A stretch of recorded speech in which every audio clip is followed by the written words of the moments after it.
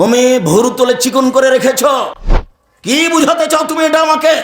তোমাকে, তোমার বাপকে, তোমার বংশকে যদি আমি অশিক্ষিত প্রমাণ করতে না পারি, আমি জাতির সামনে বক্তব্য দেব না। পৃথিবীর মানুষ শুনে রেখো, আমার উম্মতের উপরে আমি তিনটি বিষয়ে তিন শ্রেণীর মানুষের উপরে আশঙ্কা করে গেলাম। এক, আইম্মাতুম মুজিল্লিন, ভ্রান্ত হুজুর, হুজুর ধর্ম বিক্রি করে খাবে, এইটা আমার আশঙ্কা।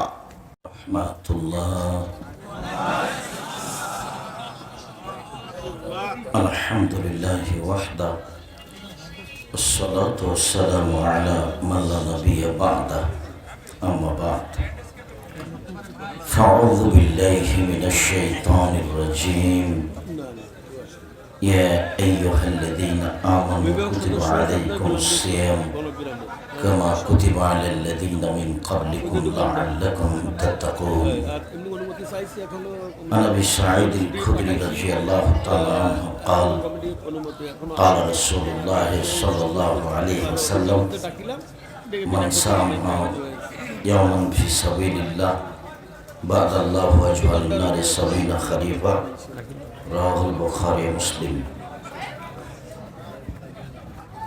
সম্মানিত দিনী ভাই বোন, প্রশংসা আল্লাহর জন্য, শান্তি অবতীর্ণ হোক আল্লাহর রাসূলের উপর সাল্লাল্লাহু আলাইহি ওয়াসাল্লাম।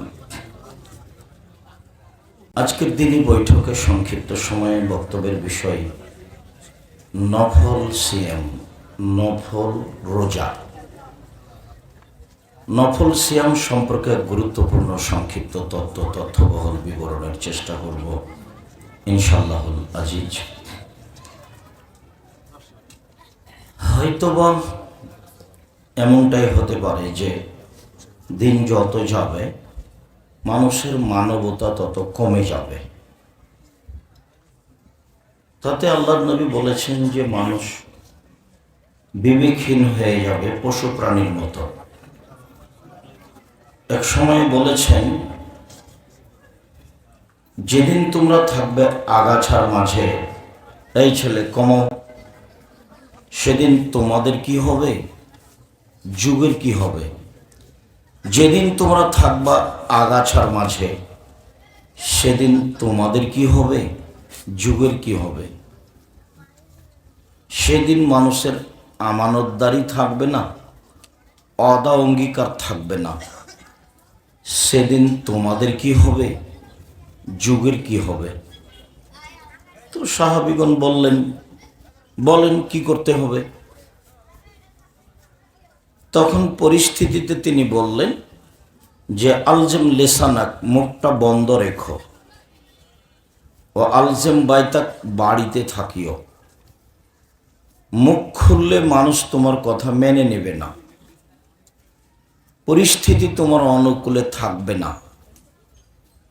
দিন যত যাবে মানুষের বিবেচনা, বিবেক বুদ্ধি তত কমে যাবে। মানুষ হয়ে যাবে পশু প্রাণীর মতো, গরু ছাগলের মতো। কেউ কাউকে মানবে না, কেউ কাউকে মানবে না। কথাটা বলতে গিয়ে তিনি পরিস্থিতিটাকে এভাবে দেখালেন, সুমা সাব্বাকা বাইনা আসাবেহি, মানুষের ভিতরে মতবিরোধ এইভাবে ঢুকে যাবে, এইভাবে ঢুকে যাবে। আঙ্গুলগুলো একটা আর একটার মধ্যে যেমন ঢুকে গেল, তিনি এটা বাস্তব দেখালেন। সেদিন মানুষ কোরআন হাদিসের আলোচনা শুনতে চাইবে না। আমরা তো অবশ্যই অনেক লম্বা সফর, অনেক লম্বা রাস্তা অতিক্রম করে এসেছি, অনেক কাজের মধ্যে এসেছি। তারপরে ওই যে আমরা আপনাদের উপস্থিতি খুব একটা সুন্দর মনে করছি, তা করতে পারি না।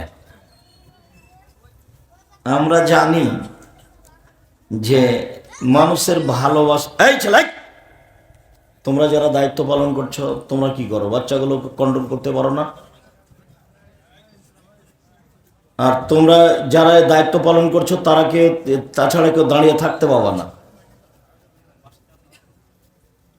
এটুকু অনুভূতি হয় না যে একটা দিন আলোচনা হচ্ছে, একটু বসে কথা শুনি, নির্বাচন করতে এসছি আমি, তো শরম হয় না কেন তোমাদের?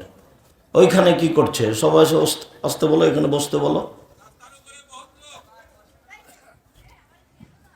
যারা আপনারা দিনী ভাই বোন রাস্তাঘাটে আছেন, আমরা আন্তরিকভাবে আপনাদের অনুরোধ জানাচ্ছি, আমরা আপনাদের জন্য এসেছি, অনেক কষ্ট করে এসেছি। আপনি এসে বসলে আপনার কিছু না কিছু আমি উপকার করবই করবো ইনশাআল্লাহ। আমি 90 সাল থেকে মাঠে আছি, আমি কোনোদিন অপ্রয়োজনীয় কোনো বাক্য বলিনি, কোনোদিন কোনো কেচ্ছা কাহিনী বলিনি, কোনোদিন কোনো মাঝহাব নিয়ে কথা বলিনি, কোনোদিন কোনো দল সরকার নিয়ে কথা বলিনি।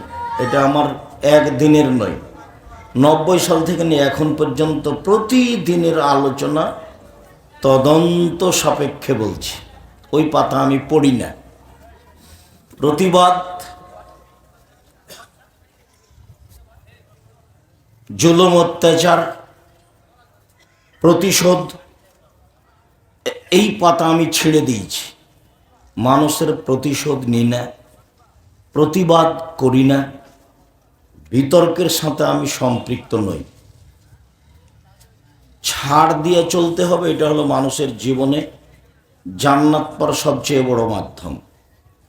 যত মানুষ দল সংগঠনে যাবে তত মানুষের ছাড় দেওয়ার ক্ষমতা কমে যাবে। আল্লাহ তাআলা বললেন যে দেখো, 3 শ্রেণীর মানুষের জন্য জান্নাত। এক, ইনফিকুনা ফি সাররাই ওয়াদ দাররাই, যারা সচ্ছল অসচ্ছল অবস্থায় দান করতে পারে।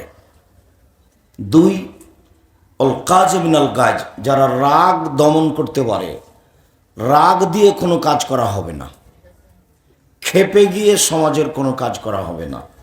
আহাল পরিবার, ছেলে মেয়ে, বউ, জনগণ কোনো কাজ রাগ দিয়ে করবে না, যে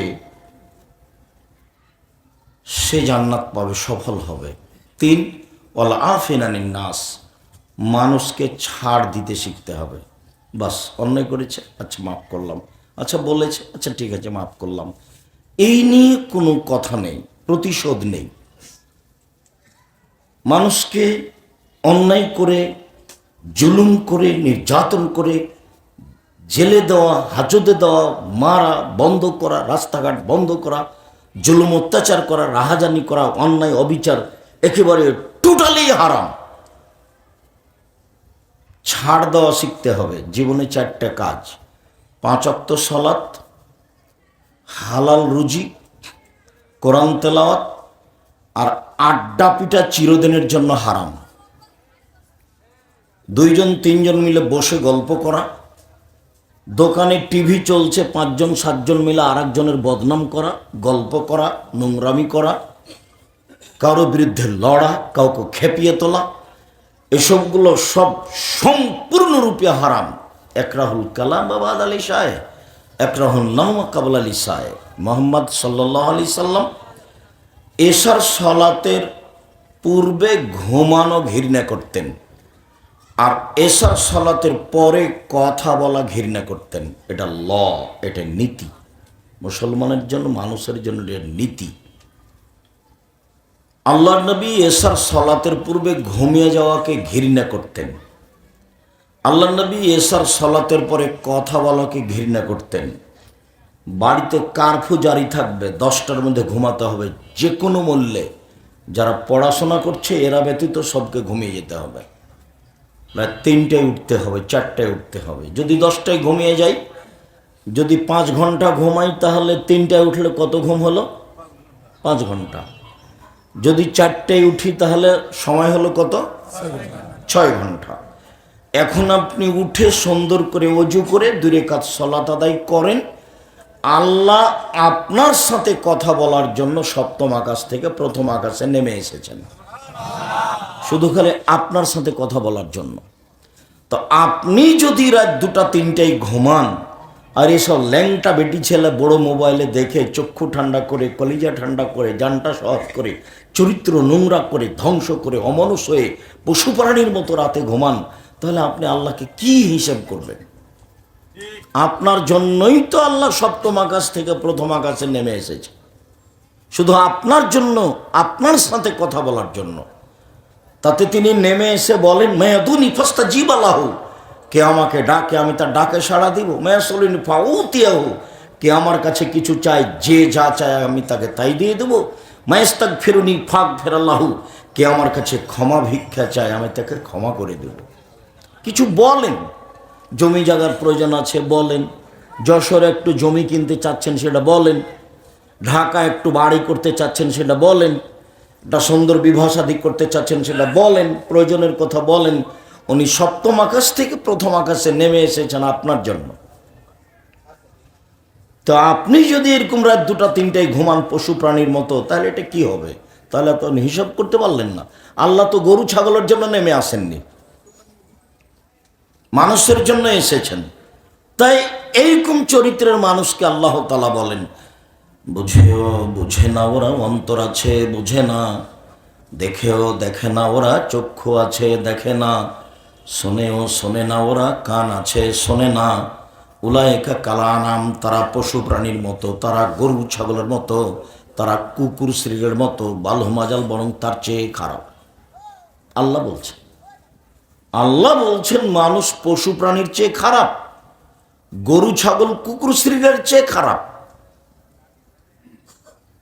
আপনি যে এশার সালাত আদায় করে বাড়ি থেকে বের হয়ে এশার সালাত আদায় করে বাড়ি যাওয়ার সময়তে দোকানে টিভিটা চলছে, 5-7 জন বসে আছেন, আপনিও বসে আছেন, আপনার মাথায় টুপিটাও আছে। তো এখন ল্যাংটা ম্যান আসছে, আপনাকে যদি কেউ বলে যে আপনি ভালো মানুষ, তা আপনি কি বলবেন বলেন তো দেখি? আপনি তো নিজেও বলতে পারবেন না আপনি ভালো মানুষ, আমি ভালো মানুষ বলতে পারবেন না। আপনার খাসলত খারাপ, আপনার স্বভাব খারাপ, আপনার অভ্যাস খারাপ, আপনার চরিত্র খারাপ, আপনার গতিবিধি খারাপ।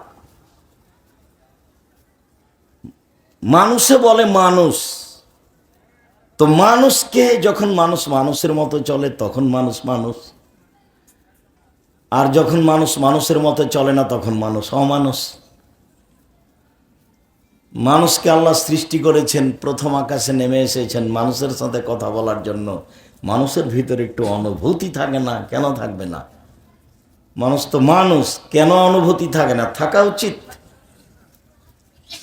সম্মানিত দিনী ভাই বোন, এই ছেলেরা, তোমরা এখান থেকে এই সামনে পর্যন্ত রাস্তাতে কোনো মানুষ কোনো ছেলেপেলে যেন দৌড়াদৌড়ি না করতে পারে, এ ব্যাপারে তোমরা খুব সোচ্চার সাবধান থাকো। সম্মানিত দিনী ভাই বোন, আমরা আপনাদের সাথে একটা গুরুত্বপূর্ণ ইবাদত নিয়ে কথা বলবো, সেটা হলো সিয়াম। আমরা বলার সময় সিয়াম বলবো, রোজা বলবো না। কেন? সিয়াম শব্দটি কোরআনেও আছে, হাদিসেও আছে। রোজা শব্দটি কোরআনেও নেই, হাদিসেও নেই। সালাত শব্দটি কোরআনেও আছে, হাদিসেও আছে। নমাজ শব্দটি কোরআনেও নেই, হাদিসেও নেই। আল্লাহ শব্দটি কোরআনেও আছে, হাদিসেও আছে। খোদা শব্দটি কোরআনেও নেই, হাদিসেও নেই। জাহান্নাম শব্দটি কোরআনেও আছে, হাদিসেও আছে। দোজক শব্দটি কোরআনেও নেই, হাদিসেও নেই। জান্নাত শব্দটি কোরআনেও আছে, হাদিসেও আছে। বেহেশত শব্দটি কোরআনেও নেই, হাদিসেও নেই। তো কোরআনে আছে, হাদিসে আছে মানে আল্লাহর দেওয়া নাম, হাদিসে আছে মানে নবীর দেওয়া নাম। তো নবীর দেওয়া নামটাই ভালো লাগে না, বিকৃত হয়ে ইরান থেকে যেটা ভারতে এসেছে, ভারত বাংলাদেশ পাকিস্তানে, সেটাই ভালো লাগে। আর এমনি তো এনারা শিক্ষিত মানুষ, জিজ্ঞাসা করে দেখেন নামের নাউনের পরিবর্তন হয় না, নাম নামই। তো আল্লাহর দেওয়া নাম সেম, আর নবীর দেওয়া নাম সেম। কিভাবে উলট পালট খেতে খেতেও রোজা হয়ে গেছে। রোজা মানে উপবাস থাকা, আর সেম মানে হলো বিরত থাকা। ফজরের আজান থেকে নিয়ে সূর্য ডোবা পর্যন্ত খাওয়া পান করা, স্ত্রী মিলন, যাবতীয় অপছন্দ কথা ও কর্ম থেকে বিরত থাকার নাম সিয়াম। সিয়াম শব্দের আভিধানিক অর্থ হলো বিরত থাকা।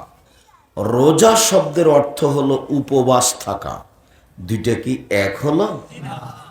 অন্যরাও উপবাস থাকে, দেশে অন্যরাও উপবাস থাকে, কাজে আমাদের নামটা ভিন্ন হওয়াই উচিত। সাথে সাথে আল্লাহর দেওয়া নাম, নবীর দেওয়া নাম, আলেম ওলামা তো অনেক সময় খেপে যায়, কে বলেছে চলবে না, মানে যে হুমকি দিল। তো এখন আল্লাহর নবীও বলছেন আমি আশঙ্কা করে যাচ্ছি আমার উম্মতের উপরে তিনটে। পৃথিবীর মানুষ শুনে রেখো, আমার উম্মতের উপরে আমি তিনটি বিষয়ে তিন শ্রেণীর মানুষের উপরে আশঙ্কা করে গেলাম। এক, আইম্মাতুম মুজিল্লিন, ভ্রান্ত হুজুর, হুজুর ধর্ম বিক্রি করে খাবে, এইটা আমার আশঙ্কা। মুহাম্মদ সাল্লাল্লাহু আলাইহি ওয়াসাল্লাম এই কথা বলছে, আইম্মাতাম মুজিল্লিন, একবারে প্রথম বাক্য এটাই।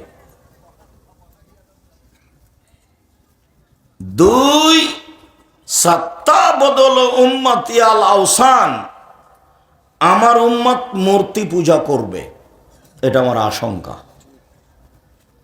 শিক্ষিত মানুষ আমাকে নিয়ে গেছে, দাওয়াত খাবে, কথা বলবে, তো বলছে আমার আম্মাকে খুব ভালোবাসি, সেই জন্য আমার আম্মার ছবিটা সুন্দর করে বানিয়ে মাথার উপরে রেখেছি। আমি বলছি আপনি কুসন্তান, তো কষ্ট পেয়েছে, সে দুঃখিত, মনে কিছু নেবেন না। আমি ঢাকার এক এমপির কাছে কি যেন প্রয়োজনে গেছি, তো পাশে মূর্তি আছে, বাঘেরও মূর্তি আছে। তা আমি বলছি ভাইজান মনে কিছু নিয়েন না, মূর্তিটা আপনাকে নামাতে হবে, তারপরে আমি বসতে পারি। তো চট করে আমাকে বলছে আমি খাঁটি আহলে হাদিস, এভাবে সাড়া দিতে হবে না, খাঁটি আহলে হাদিস। তা আমি বললাম যে আসলে কি বলি আপনাকে, যারা হাদিস মেনে চলে তারাই তো আহলে হাদিস, আমরা যেভাবে জানি। তো আপনার পাশে বাঘের মূর্তি, তখন আপনি আহলে হাদিস, এটা কিভাবে হলো আমার বুঝে আসলো না। যাক, আপনার সাথে আমি বেশি কথা বলতে রাজি নই, যদি সম্ভব হয় আমি বসবো, যদি সরানো সম্ভব না হয় গেলাম আমি, আসসালামু আলাইকুম। আমার জীবনে কোনো দিন কোনো এমপি মন্ত্রী কোনো সভাপতি সেক্রেটারিকে হিসাব করে কথা বলতে হবে আমার এই ৩৫ বছর জীবনে কোনো দিন প্রয়োজন হয়নি। কারো টাকা নিয়ে আমাকে জীবনে বেঁচে থাকতে হবে এরকম পরিবেশ আল্লাহ আমাকে দেয়নি। আল্লাহ, আমি ভালো আছি, আমার বাপের জমি যা ভাগে পেয়েছি তাতে আমার আরও কয়েক পিঢ়ি চলবে ইনশাল্লাহ। কাউকে হিসাব করে একদিন কাটাতে হবে এরকম আমার দীর্ঘ ৩৫ বছরে কোনো দিন হয়নি, আলহামদুলিল্লাহ। আর আমি জীবনে কোনো দিন অপ্রয়োজনীয় বাক্য বলিনি। আমার উম্মত মূর্তি পূজা করবে, এটা আমার আশঙ্কা। তিন, আমার উম্মত হিন্দুদের সাথে মিশে যাবে, এটা আমার আশঙ্কা। গান বাজনা বাদ্যযন্ত্র আগে কার বাড়িতে হতো? হিন্দুদের বাড়িতে। আমাদের ছেলেমেয়েরা দৌড়িয়ে কোথায় যেত গান বাজনা শুনতে? ওদের বাড়িতে। তো এখন তো সব বাড়িতে গান বাজনা, সব বাড়িতে আপনার বাদ্যযন্ত্র, সব মোবাইলে গান বাজনা, সব বাড়িতেই বাদ্যযন্ত্র। আরেকটা কথা, এই কথাতে মনে পড়লো আরেকটা কথা, আল্লাহ রসুল তো এখানে তিনটা আশঙ্কা করে গেছেন। এক, ভ্রান্ত হুজুর। দুই, আমার উম্মত মূর্তি পূজা করবে। প্রায় বাড়িতে, যশোরে এতদা অঞ্চলে প্রায় বাড়িতে শোকেজে ছবি আছে, কাঁকড়া আছে, মূর্তি আছে। আয়নাটা কিনেছে, সেইটা হলো আপনার রুই মাছ। একটা তরকারির বাটি কিনেছে, সেটা হলো কাতল মাছ। একটা প্লেট কিনেছে, সেটা চিংড়ি মাছ। বাচ্চার পেশাব পায়খানার জন্য পট কিনেছে, সেটা ঘোড়া। ছেলের জন্য জামা কাপড় কিনেছে, তাতে আছে কার্টন। ছেলের জন্য একটা গেঞ্জি কিনেছে, তাতে পিছন দিকে 10 লেখা আছে। দেখতে দেখতে নামাজ শেষ। তো মধ্যেখানে আরেকটা কথা বলি, যেটা মাথায় যাই গেছে সেটা পরে, এইটা আর একটু বলি। সম্মানিত দিনী ভাই বোন, রাসূল সাল্লাল্লাহু আলাইহি ওয়াসাল্লাম আরো একটা আশঙ্কা করে গেছেন। পৃথিবীর মানুষ শুনে রেখো, আমার উম্মত ইহুদি খ্রিস্টানদের সাথে মিশে যাবে। চাল চলনে, কথাবার্তাতে, পোশাক আশাকে, কাপড় চুপড়ে, খাতা কলমে, শিক্ষা প্রতিষ্ঠানে, চলাফেরাতে, খানা পানিতে, সব কিছুতেই ইহুদি খ্রিস্টানের সাথে মিশে যাবে। এভাবে দেখালেন, ডান হাতের বিঘত যেমন বাম হাতের সমান, সমান সমান মিশে যাবে। এক। দুই, আমার উম্মত মিশে যাবে তাদের সাথে, ডান পায়ের জুতা যেমন বাম পায়ের সমান। আর নাল বিন নাল, ডান পায়ের জুতা যেমন বাম পায়ের সমান, এইটা যেমন সমান সমান, আমার উম্মত তাদের সাথে মিশে যাবে চাল চলনে, পোশাক পাশিতে, কাপড় চুপড়ে সমান সমান। এতক্ষণ পর্যন্ত স্বাভাবিকভাবে ছিলেন, এবার ভাষাগত নিচে নামতে লাগলেন। ভাষাগত নিচে নামতে নামতে নামতে বলছেন, পৃথিবীর মানুষ শুনে রেখো, ইহুদি খ্রিস্টান যদি মায়ের সাথে জেনা করে থাকে, আমার উম্মত তাদের সাথে মিল দিতে গিয়ে মায়ের সাথে জেনা করবে। হাদিস তো সহি। আমার জীবনে আমি কোনোদিন কেসা কাহিনী বলিনি। আব্দুল কাদের কত বড় পীর এটা আমি মুখ দিয়ে কোনোদিন বের করিনি। বুজুর্গানের দিন কি এটা আমার দীর্ঘ ৩৫ বছর আমি কোনোদিন মুখ দিয়ে বের করিনি। আপনি দেখেন সহ সহ বক্তব্য আছে। জাতির যদি রাস্তাঘাট করে দিতে না পারি, জাতির যদি স্কুল কলেজ করে দিতে না পারি, জাতিকে চূড়ান্ত সঠিক ধর্ম দিতে পারবো ইনশাআল্লাহ। ধর্মের ব্যাপারে জাতিকে ফাঁকি দিয়ে পরকাল হারাতে রাজি নই, এইটা করতে আমি রাজি নই। এই ছেলেরাই, তোমরা বসতে অনুরোধ করো না, অনুরোধ করো, না হলে স্থান ত্যাগ করতে হবে। তোমরা মানুষকে অনুরোধ করে বসতে বলো। সম্মানিত দিনী ভাই বোন, বলছিলাম আল্লাহর নবী তো এই পর্যন্ত বলে ফেললেন, এখন দু একটা দেখাই কিভাবে তাদের সাথে মিশে আছি। দেখেন আপনি, অনেক দেখায়, তার মধ্যে আপনার মেয়ের নখটা বড় আছে, নখে নেইল পালিশ আছে। ইহুদি খ্রিস্টানদের পতিতালয়ের মেয়েদের বৈশিষ্ট্য নখে নেইল পালিশ রাখা, নখ বড় রাখা। আর সব নবীর বৈশিষ্ট্য 10টা, খাসলাত 10টা, অভ্যাস 10টা, স্বভাব 10টা। আদমেরও তাই, নূহ আলাইহিস সালামের তাই, ইব্রাহিমেরও তাই, আমাদের নবী মুহাম্মদ সাল্লাল্লাহু আলাইহি ওয়াসাল্লামের তাই। সব নবীর বৈশিষ্ট্য 10টা। এক, কাসুসারে, মোচ কেটে ফেলতে হবে, ব্লেড নয়। 2, এফাউল্লাহ, দাড়ি বড় করতে হবে, চেঁচে ফেলা নয়, কেটে ফেলা নয়। চেঁচে ফেললে, কেটে ফেললে চোখের পাওয়ার কমে যাবে, স্ত্রী মিলন ক্ষমতা কমে যাবে, অভিশাপ হবে। 3, ইন্তেকাসুল মা, পেশাব পায়খানার পরে পানি দিয়ে পবিত্রতা অর্জন করতে হবে। সব নবীর স্বভাব, সব নবীর অভ্যাস। পেশাব পায়খানার পরে কি দিয়ে পবিত্রতা অর্জন করা? পানি দিয়ে। তারপরে হাতটা মেজে নিতে হবে। আগে ঢেল টিস্যু পেপার পরে পানি, এটা মিথ্যা। আগে ঢেল টিস্যু পেপার পরে পানি, এটা মিথ্যা। ঢেল নিয়ে 40 কদম হাঁটতে হবে ঢেল টিস্যু পেপার নিয়ে, এইটা লজ্জা না থাকার প্রমাণ। পায়ের উপরে পা উঠাবে, খক খক করে কাশবে, এমন অপছন্দ কর্ম মুহাম্মদ সাল্লাল্লাহু আলাইহি সাল্লামের হতে পারে না। পৃথিবীর সবচেয়ে ভদ্র, নম্র, শিষ্টাচারের অধিকারী মানুষ। তো যদি তাই হয়, 5 মিনিটের জন্য, 1 মিনিটের জন্য ধরে নিলাম যে 40 কদম হাঁটতে হবে, পায়ের উপরে পা উঠাতে হবে, খক খক করে কাশতে হবে, এইটাই যদি পবিত্রতার মাধ্যম হয়, তাহলে পুরুষ মানুষ ঢেল নিয়ে হাঁটে, তার স্ত্রী হাঁটে না কেন? ও পবিত্রতা অর্জন করবে না? আপনি শুধু একাই জান্নাতে যান পবিত্র হয়ে, নাকি বউ? তো বউ কোথায় করতে হবে? 40 কদম হাঁটতে হবে, পায়ের উপরে পা উঠাতে হবে, খক খক করে কাশতে হবে। আব্দুর রাজ্জাক সাহেব, না না, তাই কি আর হয়নি কি? কেমন কেমন লাগবে? তো মহিলাকে যদি আপনাকে দেখে কেমন কেমন লাগে, তো আপনি যখন হাঁটবেন এভাবে, তখন মহিলাকে কেমন কেমন লাগবে না? ওটা শরীয়ত নয়। পানি দিয়ে পবিত্রতা অর্জন করতে হবে। 4, কাসুল আজফার, নখ কেটে ফেলতে হবে। পুরুষ নারী একই হুকুম, নখ কেটে ফেলতে হবে। নখ কেউ বড় রাখতে পারবে না, এটা স্বভাব, এটা শিষ্টাচার, এটা অভ্যাস। বড় রাখা ইহুদি খ্রিস্টানদের নীতি, ওখান থেকে গড়তে গড়তে গড়তে করতে চলে এসেছে। দেখেন আব্দুল্লাহর বক্তব্য শুনে, যে মুসলমান দাস হিসাবে আছে, দাসত্ব স্বীকার করে আছে, দাসত্ব থেকে মুক্তি পেতে হবে। নখ বড় রাখতে পারবে না, ওটা ইহুদি খ্রিস্টানদের নীতি। তারপরে তিনি বলছেন নাকফু লেবেতে বগলের লুম উঠিয়ে ফেলতে হবে, পুরুষ নারী একই হুকুম, ব্লেড ব্যবহার করা হবে না। হালাকুল আনাত নিচের লুম পরিষ্কার করতে হবে, ঊর্ধ্বে টাইম 40 দিন। যেভাবে সহজ, যেভাবে সম্ভব, নারী পুরুষ একই হুকুম।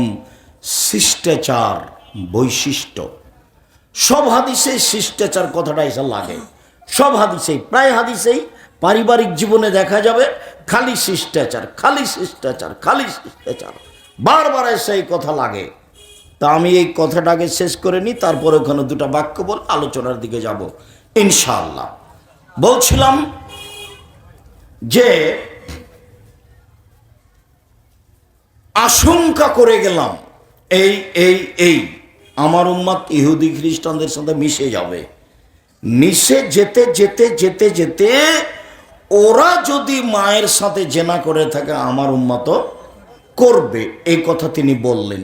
মানে দেখেন আপনি যশোরের অবস্থা, আপনাদের গ্রামের অবস্থা, একটা মানুষ ধনী টাকা পয়সা আছে, প্রতি বছরে রমজান মাসে উমরা করে, মাথায় টুপিও আছে, মেয়েটাকে নিয়ে ঢাকা যাচ্ছে তো মেয়েটা স্কিন পায়জামা পরে আছে, ওটা ওর বাপ নয়?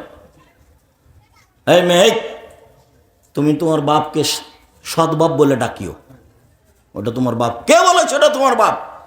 বাপ কাকে বলে? যে মেয়েকে স্ত্রীকে কন্ট্রোল করতে পারে তার নাম স্বামী, তার নাম বাপ। তোমার পরনে স্কিন পায়জামা কেন? কেন তোমার পায়ে পরনে স্কিন পায়জামা? কি বুঝাতে চাও এটা আমাকে? তুমি ভুরু তুলে চিকন করে রেখেছ, কি বুঝাতে চাও তুমি এটা আমাকে?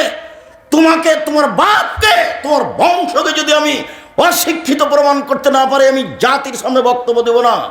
35 বছর থেকে বলে আসছি, একদিন বলিনি, দুদিন বলিনি, হাজার হাজার বক্তব্য মান একটা ঝুলছে নেটে, আপনি দেখেন। এই মেয়ে, তোমার বাপকে যদি আমি অশিক্ষিত প্রমাণ করতে না পারি, জাতির সামনে বক্তব্য দেব না। বুঝেও বোঝে না ওরা, অন্তর আছে বোঝে না, দেখেও দেখে না ওরা, চক্ষু আছে দেখে না, শোনেও শোনে না ওরা, কান আছে শোনে না। ওলায়কা কালানাম, তারা পশু প্রাণীর মতো, তারা গরু ছাগলের মতো, তারা কুকুর শিগের মতো, বালু মাজাল, বরং তার চেয়ে খারাপ। এ কথা আমি বলিনি, এ কথা মুহাম্মদ সাল্লাল্লাহু আলাইহি ওয়াসাল্লাম বলেননি, এ কথা আল্লাহ বলেছেন। এ কথা আমি বলিনি, এ কথা মুহাম্মদ সাল্লাল্লাহু আলাইহি ওয়াসাল্লাম বলেননি, এ কথা আল্লাহ বলেছেন। কি দেখাতে চান আপনি বাপ কাকে বলে? 1 মিনিট। রাসূল সাল্লাল্লাহু আলাইহি ওয়াসাল্লাম বলছেন, 3টে মেয়েকে যদি লালন পালন করে তো বিচারের মাঠে মেয়ে 3টি পিতাকে জান্নাতে নিয়ে যাওয়ার জন্য অন্তরাল হয়ে দাঁড়াবে। মানে ওইদিকে থাকবে জাহান্নাম, এদিকে থাকবে পিতা, আর মধ্যে থাকবে মেয়েরা। মেয়েরা শক্তভাবে মেখে যাবে, আল্লাহকে বলবে আমার আব্বাকে আগে জান্নাতে দিতে হবে, তারপরে কোনো কথা। দেন দেখি আমার আব্বাকে জাহান্নামে, এই যে বেঁকে গেলাম, ওদিকে জাহান্নাম, আমার আব্বা পিছনে আছে, এই যে আমরা, কোন আল্লাহ হেজান্নার নার। মেয়েরা অন্তরাল হয়ে যাবে পিতাকে জান্নাতে নিয়ে যাওয়ার জন্য, যে কোনো মূল্যে নিয়ে যাবে। আগে আমার আব্বাকে জান্নাতে দিতে হবে, তারপরে কোনো কথা। তো মেয়ে লালন পালন, দেখি মেয়ে লালন পালন কি বললেন। 1, আল্লাহ মাহন্না, মেয়েকে বিদ্যা শিখিয়ে দিল। 2, আদ্দা বাহন্না, মেয়েকে শিষ্টাচার শিখালো। 3, আহসানা এলাইহিন্না, মেয়ের সাথে ভালো চাল চলন করলো। তখন মেয়ে 3টি জাহান্নাম থেকে পিতার জন্য অন্তরাল হলো। এবার আপনি বিবেচনা করেন শিষ্টাচার কাকে বলে। যশোরের মেয়ে, বাপে বলছে ভাতিজাকে যে আহমদ, তোর বোনটাকে নিয়ে যা বিশ্ববিদ্যালয়ে পৌঁছে দিস। ঠিক আছে বাবা, হ্যাঁ ঠিক আছে চাচা। শিষ্টাচার, শিষ্টাচার। আম্মু, এই আমার বন্ধু বান্ধব এসেছে, খাবার নিয়ে আসো। আম্মু, খালেদা তুমি খাবার পরিবেশন কর। শিষ্টাচার, শিষ্টাচার। মায়ে বলছে জানা তোর দুলাভাই এসে, যে যা পানি দিয়ে, চা দিয়ে, খাবার দিয়ে। শিষ্টাচার। শিষ্টাচার কি জিনিস? কি ভাইজান, কি আপনাদের ধারণা কি? আল্লাহ নবী বললেন শিষ্টাচার শিখিয়ে দিল। এই ছেলে, বাপকে মেয়ে তিনটা জান্নাতে নিয়ে যাবে যে কোনো মূল্যে, তার এক নম্বর কারণ বিদ্যা। বাপে বিদ্যা শিখিয়ে দিয়েছে। 2, শিষ্টাচার শিখিয়ে দিয়েছে। 3, মেয়ের সাথে ভালো আচরণ চালচলন করেছে। বাস, এই বাপ জান্নাতে যাবেই। এ কথা আমি বলিনি, এ কথা মুহাম্মদ সাল্লাল্লাহু আলাইহি ওয়াসাল্লাম বলেছেন। তো শিষ্টাচার কি জিনিস? শিষ্টাচার কি জিনিস? বাপের সাথে মেয়ে যাচ্ছে, স্কিন পায়জামা পরে আছে, এটাই কি শিষ্টাচার? নগ্ন পোশাক পরে আছে, এইটাই কি শিষ্টাচার? চুল ছোট আছে, এইটাই কি শিষ্টাচার? ভরু তুলে চিকন করে রেখেছে আসকারা মাস্কারা দিয়ে, এইটাই কি শিষ্টাচার? বাড়িতে পুতুল আছে, এইটাই কি শিষ্টাচার? কোনটা শিষ্টাচার? শিষ্টাচার কাকে বলে? আরে শিষ্টাচার ঘোড়ার ডিম। ঘোড়ার ডিম মানুষে বলে, কেউ দেখেনি। মুহাম্মদ সাল্লাল্লাহু আলাইহি ওয়াসাল্লাম বলেছেন শিষ্টাচার এই বাপের কাছে। শিষ্টাচার হলো ঘোড়ার ডিম, ও বাপ নয়। এই মেয়ে, তুমি তোমার বাপকে সৎ বাপ বলে ডাকিও, তোমার মাকে সৎ মা বলে ডাকিও। তে তোমার মা নয়, ভুল বুঝেছ। এই মা তোমাকে কবর দিয়েছে। এই ছেলেরা, স্টেজে কেউ কথা বলতে পাবে না, তোমরা খেয়াল করো না। এখন মা মরে গেলে মাটি দেওয়ার আলোচনা এখন হবে না। আমি কথা শেষ করবো একটু পরে, তখন হবে। এমনি কথা তো বহুদূরের কথা। সম্মানিত দিনী ভাই বোন, 1 মিনিট বাপের কথাটা বলে গেলাম। যদিও এখানে আর একটা কথা আছে পিতার সাথে, সেটা হলো কেউ যদি 2টা মেয়ের লালন পালন করে, 2টা মেয়ে, তাহলে সেই ব্যক্তি আর আমি মুহাম্মদ সাল্লাল্লাহু আলাইহি ওয়াসাল্লাম জান্নাতে এভাবে থাকবো। তখন তিনি তর্জনের মধ্যম 2টা আঙ্গুল এভাবে দেখালেন জমা করে। দেখো, কেউ যদি 2টা মেয়ে লালন পালন করে, সেই ব্যক্তি আর আমি মুহাম্মদ সাল্লাল্লাহু আলাইহি ওয়াসাল্লাম জান্নাতে এভাবে থাকবো। তখন আঙ্গুল 2টি মিলিয়ে রাখলেন। আবার এখানে আর একটা কথা আছে, কেউ যদি এতিমের লালন পালন করে, এতিমের, সেই ব্যক্তি আর আমি মুহাম্মদ সাল্লাল্লাহু আলাইহি ওয়াসাল্লাম জান্নাতে এইভাবে থাকবো। তখনও তিনি আঙ্গুল 2টি দেখালেন, তবে ফাঁকা, এভাবে। তার মানে এতিম লালন পালন করে আমার সাথে থাকা যাবে, তবে ওর পাশাপাশি নয়। ভাইজান, বুঝা যায়? এতিম লালন পালন করবে, সেও আমার সাথে থাকবে, তবে এইভাবে। আর মেয়ে 2টা লালন পালন করলো, তখন জমা করে দিন একসাথে। তাহলে লালন পালন কি? আমি যেটা বুঝেছি সেটাই কি লালন পালন, না কোনো নিয়ম কানুন আছে? নিয়ম কানুন আছে। কারো কথা চলে না, একজন মানুষের কথা চলে, যার নাম মুহাম্মদ সাল্লাল্লাহু আলাইহি সাল্লাম। তো নিয়ম কানুন একটু দেখি। এবার মায়ের কাছে চলে গেলাম নিয়ম কানুন দেখতে। 2টা দেখি, আমরা তাড়াতাড়ি আসছি আলোচনায়। মা জাবের বলছেন যে একদা আমরা রাসূলের সাথে জেহাদ করে আসছিলাম, যুদ্ধ শেষ হয়ে গেছে, একসাথে আসছি, তো মদিনায় ঢুকবো। তো আল্লাহ রাসূল বলছেন, এই সবাই থামো, এখানে থামো, আমরা রাতে এখানে থেকে সকালে বাসায় যাব। তো আমি জাবের বললাম, আল্লাহর নবী, আমি নতুন বিবাহ করেছি, আমাকে বাড়ি যেতে অনুমতি দেন। তো আল্লাহ রাসূলের কথার উপরে অন্য কথা বলতে লাগলেন। ও, তুমি নতুন বিবাহ করেছ? তো কুমারী মেয়ে বিবাহ করেছ না তালাক প্রাপ্তা মেয়ে বিবাহ করেছ? আল্লাহ নবী, আমি তালাক প্রাপ্তা মেয়ে বিবাহ করেছি। ওর বিবাহ হয়েছিল, ওকে তার স্বামী ছেড়ে দিয়েছে, আমি তাকে বিবাহ করেছি। তো আল্লাহ রাসূল বলছেন, হাল্লা বিক্রা তোলা বেকরান তোলায় বহ তোলায় বকা, তুমি কুমারী মেয়ে কেন বিবাহ করলে না? তুমি তার সাথে খেলতে, তোমার সাথে খেলতো। তুমি কুমারী মেয়ে কেন বিবাহ করলে না? তুমি তার সাথে খেলতো, তোমার সাথে খেলতো। যাক, আল্লাহ নবী এই পর্যন্ত বললেন। এখন জাবের বলছেন, আল্লাহ নবী শোনেন, আমার আব্বা উহুদের যুদ্ধে শহীদ হয়েছেন 9 জন মেয়ে রেখে। আমার 9 জন বোন আছে, ওদের সমবয়সের মেয়েকে আমি বিবাহ করিনি 4টা কারণে। আল্লাহ নবী শোনেন, আমার আব্বা উহুদের যুদ্ধে শহীদ হয়েছেন 9 জন মেয়ে রেখে। আমার 9 জন বোন আছে, ছোট ছোট বোন আছে। আমি ওদের সমবয়সের মেয়েকে বিবাহ করা পছন্দ করিনি। অন্য শব্দে এসেছে তাদের মতো, বুখারীর আর একটা শব্দ এসেছে খারকা, ওদের মতো বুদ্ধি কম। আমার বোনেরা তো কম বয়সের, বুদ্ধি কম, এরকম মেয়ে আমি বিবাহ করা পছন্দ করিনি 4টা কারণে। এক, লেতুয়াল্লে মহন্না, আমার স্ত্রী যেন আমার বোনদেরকে বিদ্যা শিখাতে পারে।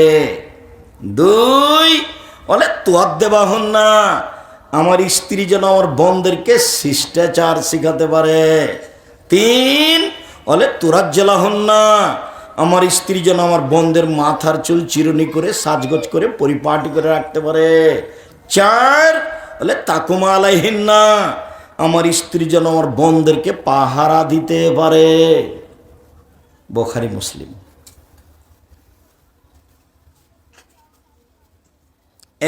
এক, বিদ্যা, মাকে কিছু জানতে হবে। 2, শিষ্টাচার, মাই তো জীবনে কোনোদিন শিষ্টাচার শব্দটা শোনেনি। শিষ্টাচার মানে তো একটু আগে যেটা বুঝলাম সেইটা। শিষ্টাচার মানে বাপে বলছে যে আম্মু আমার বন্ধু বান্ধব আছে, খাওয়ার পানি নিয়ে এসো আম্মু, পরিবেশ, ভাইজান এইটা আমার মেয়ে ঢাকা বিশ্ববিদ্যালয়ে পড়ে, এই শিষ্টাচার বাপে দেখাচ্ছে। ভাইজান দোস্ত এটা আমার মেয়ে ঢাকা বিশ্ববিদ্যালয়, খুব মেধা ভালো ভাইজান, খুব মেধা ভালো, এটা আমার মেয়ে, এটা শিষ্টাচার। আপনি বলেন এই মানুষ না এ পশু? আমি পশু বলি না, আল্লাহ বলেছে, আমি বলবো কেন? 2 দিন বাঁচতে এসেছেন, মানুষের মতো মানুষে বাঁচার চেষ্টা করেন, চেষ্টা তো করেন, অন্তত চেষ্টা তো থাকলো। আপনাকে তো দেশ চালাতে আদেশ দেওয়া হয়নি, আপনি আপনার পরিবার নিয়ে ব্যস্ত থাকেন, 10 টাকা উপার্জন করেন, পরিবার নিয়ে চিন্তা ভাবনা করেন। আনফেকালা ইয়ালেক মিন তৌলেক, ছেলে মেয়েকে শিক্ষা দাও, নিজে পরিশ্রম করে টাকা পয়সা ইনকাম করে, টাকা পয়সা ইনকাম করো, ব্যবসা বাণিজ্য করে করো, বাপের জমিদারি দিয়ে করো, দিন মজুরি দিয়ে করো। আরে প্রয়োজনে ভিক্ষে চেয়ে ছেলে মেয়েকে পড়াও, তোমার মেয়ে গার্মেন্টসে যেতে পাবে না, তুমি ভিক্ষা করো। ছেলে মেয়েকে পড়ার জন্য প্রয়োজনে ভিক্ষা করবে কে? বাপে। মেয়ে ভিক্ষা করবে না, মেয়ে মানুষের কাছে হাত পাতবে না, ছেলে হাত পাতবে না। 30 বছর পর্যন্ত বাপের জিম্মেদারি, অন্তত ছেলে মেয়েকে যে কোনো মূল্যে মানুষের মতো মানুষ করতে হবে, প্রয়োজনে ভিক্ষা করে। আমি ভিক্ষা করতে বলিনি, দিন মজুরি করে খেয়ে ছেলে মেয়েকে পড়াতে হবে, ভালো থেকে ভালো করে গড়ে তুলতে হবে। স্বভাব, চালচলন, আচরণ, অভ্যাস, নিয়ম নীতি সব।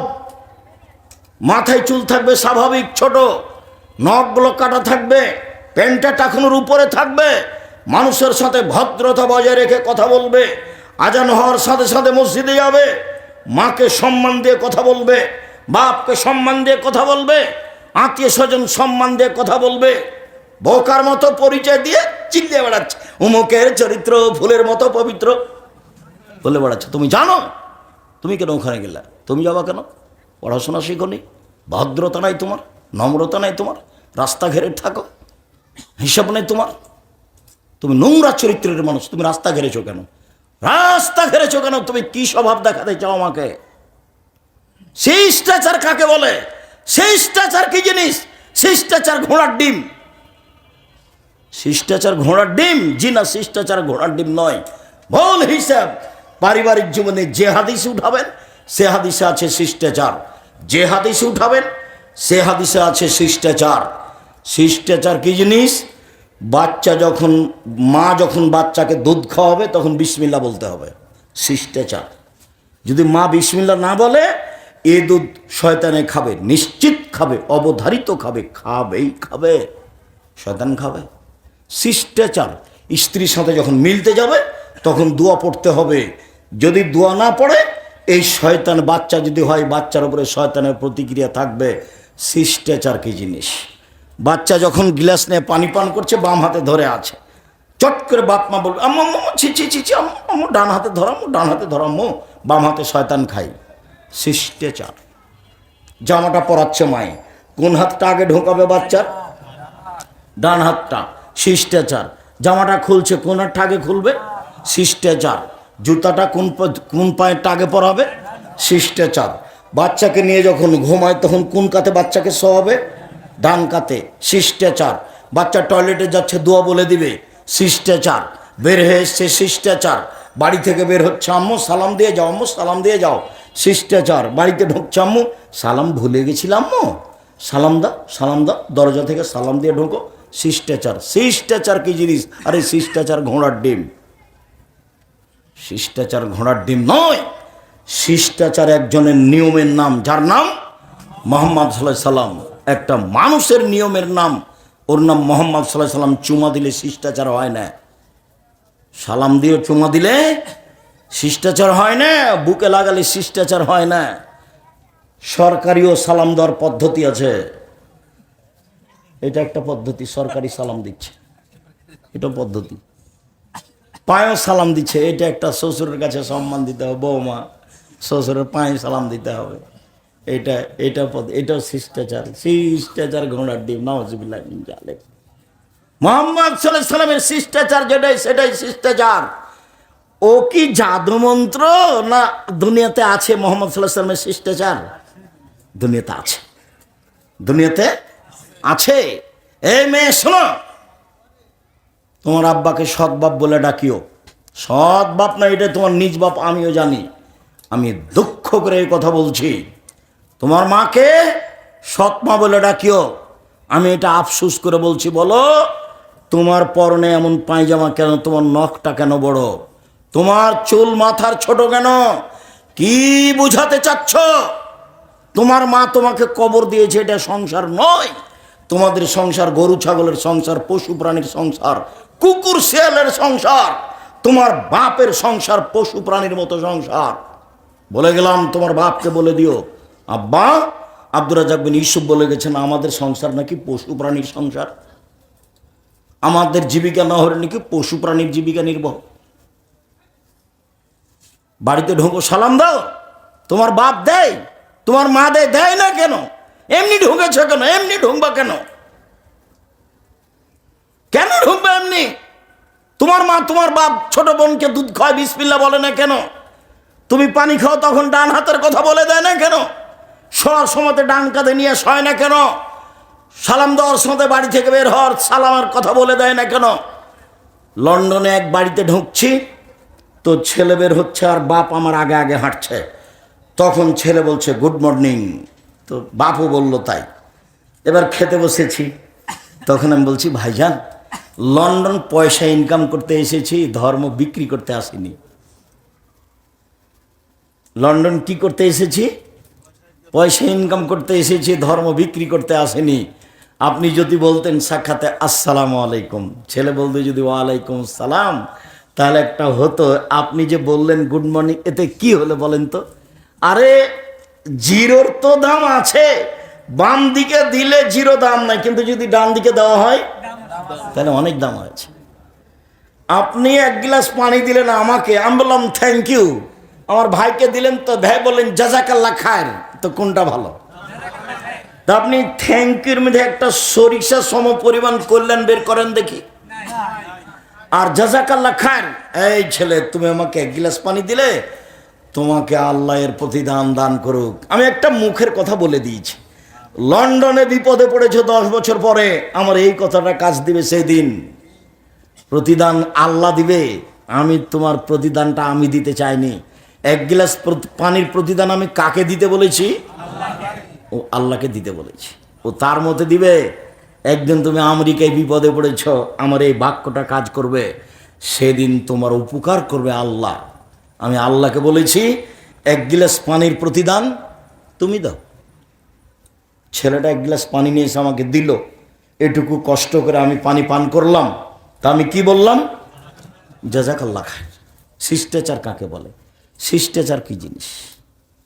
দুঃখিত দিনী ভাই বোন, মধ্যার একটা কথা পড়েছিল মনে, সেটা একটু বলি। সেটা হলো এই যে আমার উম্মতের উপরে 3টা বিপদ নেমে আসবে 3টা পাপের কারণে। আমার উম্মতের উপরে 3টা বিপদ নেমে আসবে 3টা পাপের কারণে। আমার উম্মতের উপরে 3টা বিপদ নেমে আসবে 3টা পাপের কারণে। বিপদ 1, ভূমিকম্প। বিপদ 2, সন্ধ্যায় থাকবে মানুষ, সকালে হবে শোর বা বানর, শুকুর বা বানর। 3, সমস্যা নেমে আসবে, সমস্যা, মসজিদে মারামারি, মাদ্রাসায় মারামারি, জমির দাম যা, রেস্ট্রি খরচ প্রায় তাই, সব দিক থেকে সমস্যা নেমে আসবে। কেউ কোনো জায়গাতে শান্তি পাবে না, কেউ কাউকে মানবে না। তিনটা বিপদ নেমে আসবে। এক, ভূমিকম্প। দুই, আকার আকৃতি পরিবর্তন।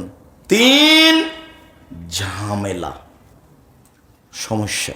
জমি জাল করে নিয়েছে, আমার ছেলেকে মেরে দিয়েছে। শান্তি বলে কোনো জিনিস নাই, খালি সমস্যা নেমে আসবে। পাপ তিনটা বলি। এক, এই যে সারেবুল খুমরা, মানুষ যখন নেশাদার দ্রব্য পান করবে, এটা হলো পাপ। দুই, জাহারাতিল কায়নাত, মেয়েরা যখন নাচবে, সব মোবাইলে মেয়ে নাচে, প্রায় সব দোকানে মেয়ে নাচে, প্রায় সব বাড়িতে মেয়ে নাচে, প্রায় সব দোকানে মেয়ে নাচে, প্রায় সব মোবাইলে মেয়ে নাচে, প্রায় সব বাড়িতে মেয়ে নাচে, মানে সময় চলে এসেছে।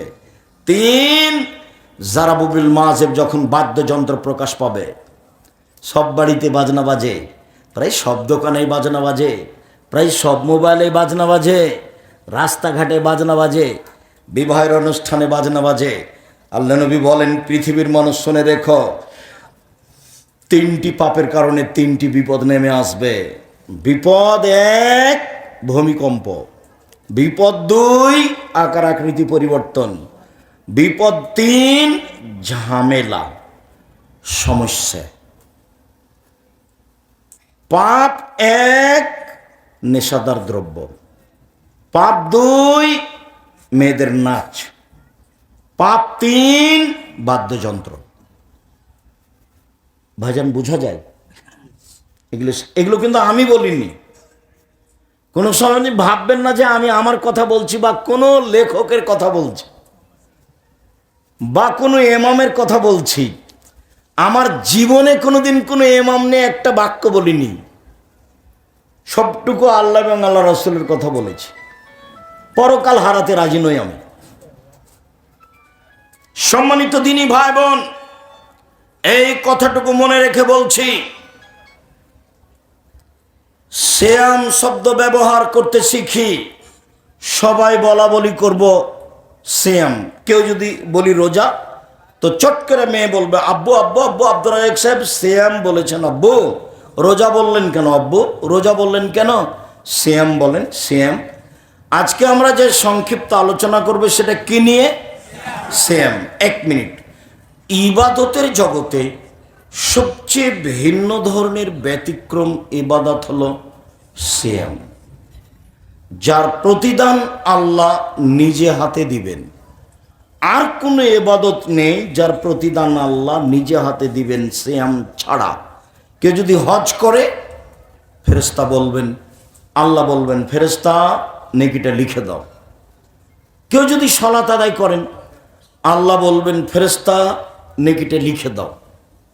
কেউ যদি তাসবিহ তাহলিল জিকির আজকার করে, তো আল্লাহ বলবেন, ফেরেশতা নেকিটা লিখে দাও। কেউ যদি সিয়াম পালন করে, তাহলে আল্লাহ বলেন, সিয়াম আমার ব্যাপার, প্রতিদান আমি দিব। সিয়াম আমার ব্যাপার, প্রতিদান আমি দিব। ইবাদতের জগতে সবচেয়ে ব্যতিক্রম ভিন্ন ধরনের ইবাদত সিয়াম। কয়েক মিনিট এক খেলে চেয়ে থাকবেন। আগে আপনার সামনে প্রমাণ করি যে সিয়াম ভিন্ন ধরনের ইবাদত, কারোর সাথে মিল রাখে না। এক, কেউ যদি একদিন সিয়াম থাকে, লোকটাকে জাহান্নাম থেকে সরিয়ে দেওয়া হবে 70 বছরের পথ।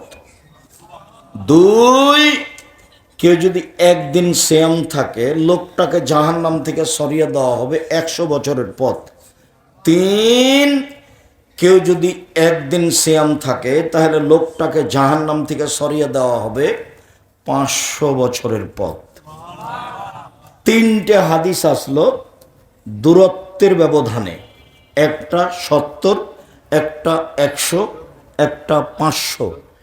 তো সিয়াম তিনটা পালনে, একটা সিয়াম পালনে নেকি পেল না জাহান্নাম থেকে দূরে সরে গেল?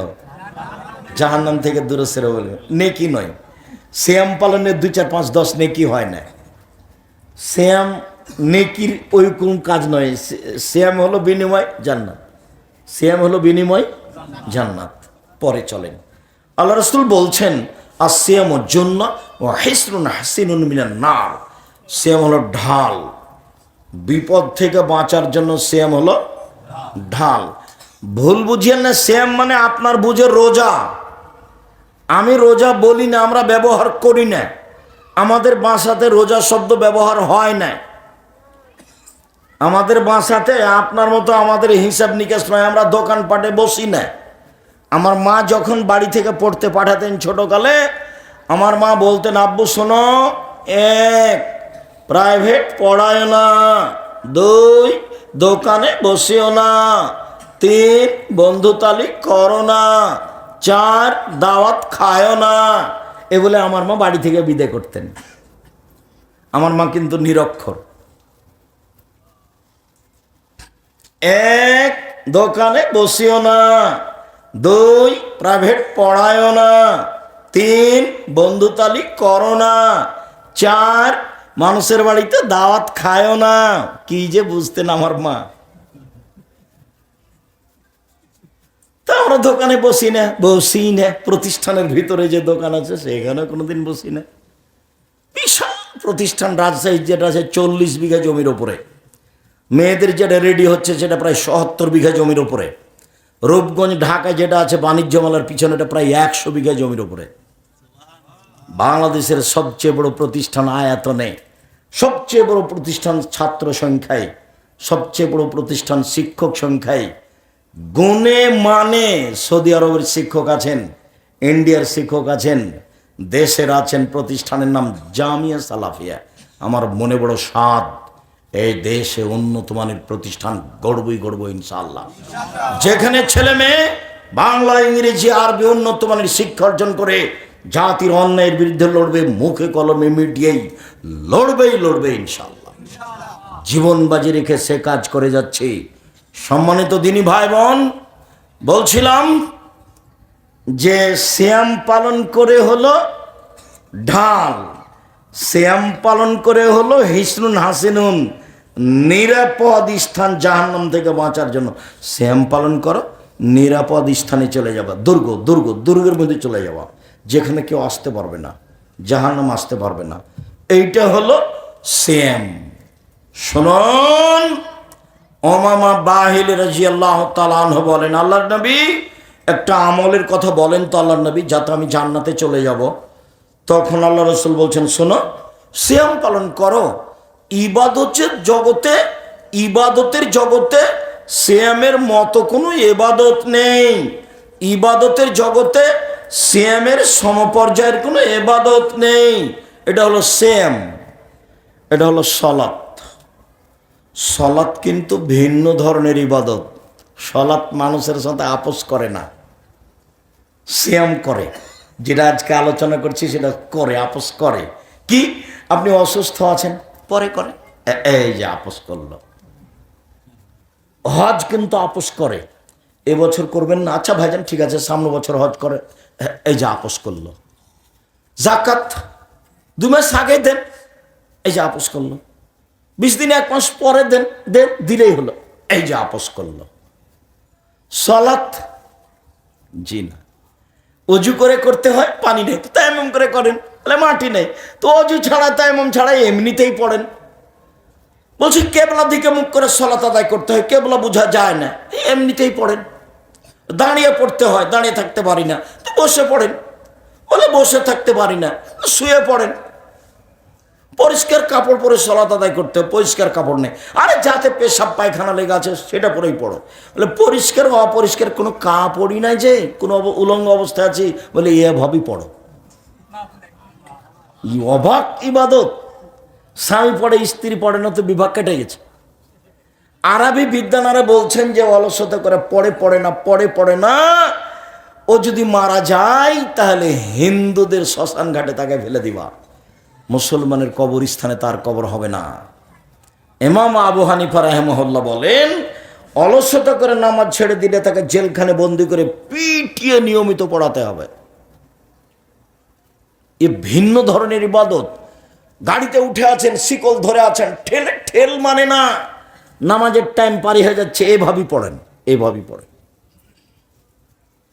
অবাক ইবাদত, অবাক। এরপরে বলি, এটা হলো সিয়াম, এটা হলো সলাত। সলাত সিয়ামের মতো জিনা। কেন? আল্লাহ নবী বলেছেন এর মতো কোনো ইবাদত পৃথিবীতে নেই। এবার বলি, সলাত সিয়ামের সমপর্যায়ের জিনা। আল্লাহ নবী বলেছেন সিয়াম এমন ইবাদত যার সমপর্যায়ের ইবাদত পৃথিবীতে নেই। তাহলে সিয়াম কি হলো? ভিন্ন ধরনের ইবাদত, যার মতো কোনো ইবাদত নেই, যার সমপর্যায়ের কোনো ইবাদত নেই। চলেন দেখি, জান্নাতে যখন মানুষ ঢুকবে তখন 8টা দরজা আছে। জান্নাতে একটা, দরজা 8টা। জাহান্নামে একটা, দরজা 7টা। জান্নাত একটা, দরজা 8টা। সব ঢুকবে তো 8টা দরজা ঢুকবে, তখন ফেরেশতারা ডাকবেন, আসেন আসেন, যারা সলাত আদায় করেছেন এই দরজা দিয়ে আসেন, এই দরজা দিয়ে আসেন। আসেন যারা হজ করেছেন এই দরজা দিয়ে আসেন, যারা দান করেছেন এই দরজা দিয়ে আসেন, যারা সিয়াম পালন করেছেন এই দরজা দিয়ে আসেন। তো ডাকবেন ফেরেশতারা। তো সিয়াম পালনকারীর শেষ ব্যক্তি যখন দরজাতে ঢুকে যাবে, এটা বন্ধ করা হবে, বাকিগুলো খোলা থাকবে। বুঝাতে পারেনি। হজ করা ব্যক্তি সলাত আদায় করা দরজাতে ঢুকতে পারবে, সলাত আদায় করা ব্যক্তি দানের দরজাতে ঢুকতে পারবে, কিন্তু সিয়াম না রেখে এই দরজাতে ঢোকা যাবে না। এটা শুধু সিয়ামের জন্য খাস। বাকিগুলো খোলা আছে, 7টায় খোলা আছে। কোনটা বন্ধ হয়ে গেছে? এটা বন্ধ হয়ে গেছে সিয়ামের। হাদিস বুখারী মুসলিম। আমি কি বুঝাতে পেরেছি না আবার বলবো? কি ভাইজান বোঝা গেছে? মানে এটা হলো সিয়ামের জন্য দরজা, সিয়াম পালনকারীরা যাবে। তো অন্য ইবাদত দিয়ে এটাতে ঢুকতে পারবে না। বাকি 7টা খোলা আছে। যান, সলাত আদায় করেছেন তো এটা দিয়ে ঢোকেন, বলে দান করেছেন তো ওটা দিয়ে ঢোকেন। এই সিয়াম ভিন্ন ইবাদত। চলেন 4-5টা জিনিস বিচারের মাঠে কথা বলবে আপনার পক্ষে। 1 সিয়াম, 2 কোরআন, 3 কালো পাথর হাজরে আসওয়াদ। হজ যদি কবুল হয় তাহলে কালো পাথর আপনার পক্ষে বিচারের মাঠে কথা বলবে। 4 আঙ্গুল। তাসবি দানা দিয়ে কোনোদিন তাসবি গুনবেন না, সবসময় আঙ্গুল বিচারের মাঠে আপনার পক্ষে কথা বলবে, তাসবি দানা বলবে না। বরং তাসবি দানা আরেকটা বিপদ আছে, সেটা কি? তাসবি হাতে নিলেই খালি মনটা একটু চায় যে লোক দেখুক না, তাই না? তো এ তো জাহান্নামে চলেই গেছে, ঢোকেনি কেন? মরেনি জন্য। লোক দেখানো আমলের বিনিময় জাহান্নাম। মাওলানা দিয়ে জাহান্নাম উদ্বোধন হবে। কাকে দিয়ে? মাওলানা দিয়ে জাহান্নাম উদ্বোধন হবে। খুব ভয়াবহ কথা। 2 দানকারী দিয়ে জাহান্নাম উদ্বোধন হবে। খুব ভয়াবহ কথা। 3 শহীদ দিয়ে জাহান্নাম উদ্বোধন হবে। মাওলানা মানে বিশাল ব্যাপার। আল্লাহ নবী বলছেন নবীগণ চলে গেছেন, তার স্থানে কে কাজ করছে? আলেম ওলামা। এর সম্মান অনেক বেশি। কিন্তু যখন তার কাজ হবে, কথা হবে, বক্তৃতা হবে, দিন প্রচার, মানুষকে দেখানো, মানুষকে আকৃষ্ট করা, তখন বিনিময় কি হবে? জাহান্নাম। শহীদ দেখাচ্ছে যোদ্ধা আমি, তখন বিনিময় জাহান্নাম। দান, মৌলানা সাহেব একটু বলেন না, 5,000 টাকা দিলাম, চেয়ারম্যান সাহেব বলে দাও না, চেয়ারম্যান সাহেব 5,000 টাকা দিলেন। এত ব্যস্ত কেন? চেয়ারম্যান সাহেব বলছেন, বলো না, বলে দাও চেয়ারম্যান সাহেব 5,000 টাকা দিয়েছে। বিনিময় কি? বিনিময় জাহান্নাম। দান তো এভাবে এ হাতে করবে, এ হাত বুঝবে না, মানে গোপনে করার চেষ্টা করবে। বিনিময় অনেক, বিনিময় অনেক। সম্মানিত দিনী ভাই বোন, বলছিলাম বিচারের মাঠে 5টা কথা বলবে জিনিস। 1 সিয়াম, 2 কোরআন, 3 হাজরে আসওয়াদ কালো পাথর, 4 আঙ্গুল, 5 আমানত আর সদাচরণ। আত্মীয়র সাথে, ভাইয়ের সাথে সম্পর্ক রাখতে হবে, তো বিচারের মাঠে যখন পুলসেরাত পার হবে মানুষ, তখন এক পাশে থাকবে আমানত আর এক পাশে থাকবে সদাচরণ, সহযোগিতার জন্য। আমানত কথাটা বুঝতে পারেননি, একটু বুঝিয়ে বলেন তো আব্দুর রাজ্জাক সাহেব। আমানত বুঝতে পারেননি? আমানত হলো আত্মসাৎ করা। আমানত মানে যে আত্মসাৎ করে না। আত্মসাৎ বলে পদ্মা সেতু করো, তাহলে বেশি টাকা আত্মসাৎ করা যাবে। বলে কম টাকার আত্মসাৎ, সেটা দেখান না আব্দুর রাজ্জাক সাহেব, সেটা দেখান। আরে শোনো, তোমরা 20টা ছেলে এক ক্লাসে পড়ো, তো টাকা উঠিয়েছে কি জিনিস কিনবা, সেই জন্য তো দুইজনকে বাজারে পাঠিয়েছো, যাও কিনে নিয়ে আসো। তখন দুইজনে 290 টাকার বাজার করেছে আর 10 টাকার চা খেয়েছে, দিয়ে ওই 10 টাকা এরই দামের সাথে ঢুকিয়ে দিয়েছে। ভাই বুঝা গেছে কি? এটা আত্মসাৎ। আমি কি আবার কথাটা বলবো? এটা হলো আত্মসাৎ। এরা বন্ধু বান্ধব টাকা উঠিয়েছে, একটা জিনিস কিনবে বা কাউকে উপহার দিবে, তো এরা 500 টাকা উঠিয়েছে। বাজার করার পরে এরা সবাই নাস্তা করেছে, তো নাস্তাটা ওই জিনিসটার দাম বেশি করে করে কি করে দিয়েছে, ওর মধ্যে ঢুকিয়ে দিয়েছে। এটা হলো আত্মসাৎ। এইরকম আত্মসাৎ নেই যার, আমানতদারি আছে। পুলসিরাত পার হওয়ার সময় আমানতদারি তার এক পাশে থাকবে।